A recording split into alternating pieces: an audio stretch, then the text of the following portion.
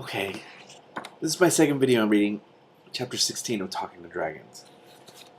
I lunged for it, but it was too late. The Quetzal hit the tunnel wall, and instead of bouncing, it vanished into the rock like water being absorbed by a sponge, only faster. An instant later, a shower of rocks fell out of the tunnel to the roof, and I heard the walls creaking ominously. "Run!" I yelled. I started to follow my own advice, but saw a large rock shifting in the wall of the tunnel just above Shiara's head. I shouted again and swung the sword at it, hoping it would be deflected like the other rocks the Quetzal had tried to drop on me. The flat of the sword hit the rock, and everything seemed to slow down suddenly.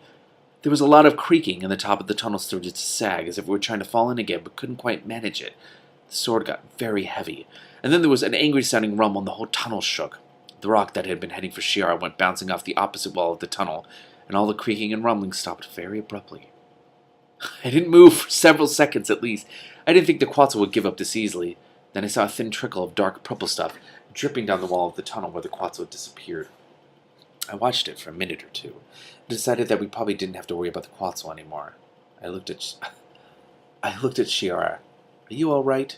"That's a stupid question," Shiara said. "My arm is broken. I mean, you didn't get any more hurt than you were already, did you?" "No," she said. She looked at me. "Thanks." I was so surprised that I couldn't think of anything to say for at least a minute. You're welcome," I said finally.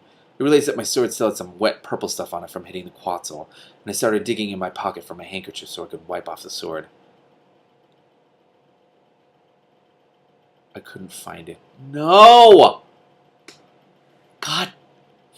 I sighed. It had probably fallen out of my pocket somewhere on the trip through the caves. I didn't really mind losing it, except that now I didn't have anything to get the purple goo off my sword with. I turned to the dwarves. "Excuse me, did any of you—" I stopped. The dwarves were standing in a tight group, and all 7 of them were staring at the sword.